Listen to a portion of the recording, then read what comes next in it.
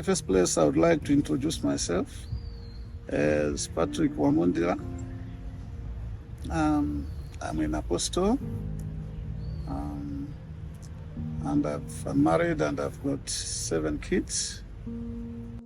I'd gone to South Africa for my theological training way back in 1987.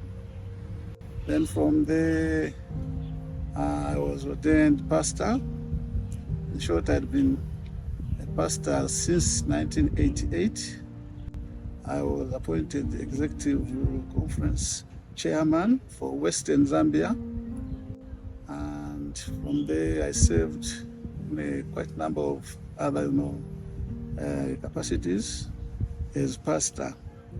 So I became a member of Church Renewal 2 years ago when Pastor Tom came first time to Zambia. I came to know him.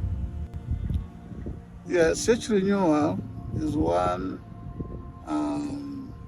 teaching I found to be very, very helpful to me personally as an individual, even also for my family and to the church. And what I can tell you even for now is that, as Pentecostals, we grew up in an atmosphere whereby we used to pray. And by the way, I'm an intercessor. Also, I'm not just a pastor, but an intercessor. But the way we used to do it, I think we used to do it the other way around. Because we would pray in times, we would pray, sometimes even having overnight prayer meetings. But we never, engaged God like we are being taught in Church Renewal, that sometimes we need to do prayer listening. It's not just, communication must be two-way communication. Don't just pray and then non-stop, you just pray at random.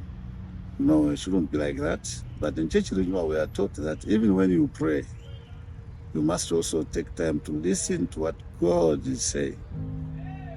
And once God says something, then you need to obey. Because Christianity without obedience, I don't see how you can call yourself a Christian. So with Church Renewal, they actually teach that it's not just, you praying to God, but God also, because the Bible says that in the olden days, God spoke to our forefathers.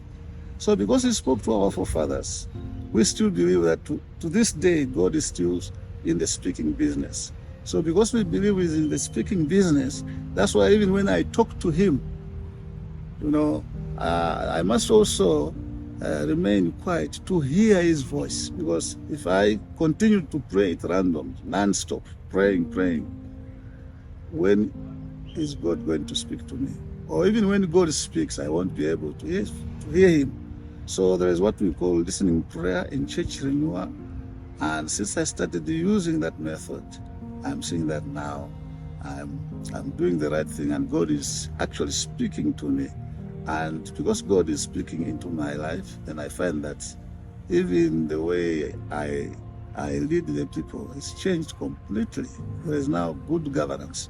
And also, Church Renewal teaching has helped me very much, when it comes to making decisions, because as a leader, many times we are forced to come up with the right decisions. But previously, I would just do things anyhow. But since I started learning Church Renewal, I know that, I cannot do anything except God tells me to do that. That's when now I can take action.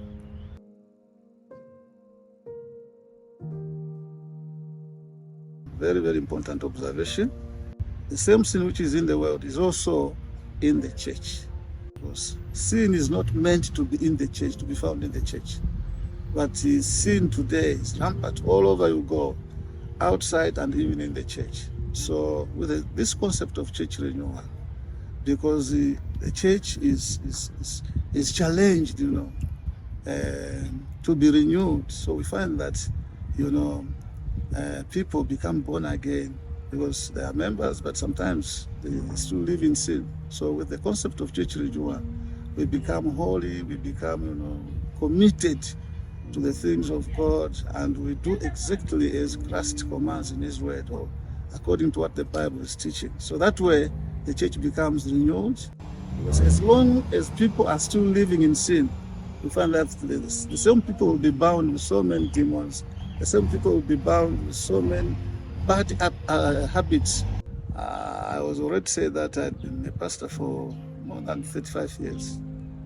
But even then, there are those shortcomings, like I used to be a short-tempered guy. So sometimes I would, back at my children, my wife.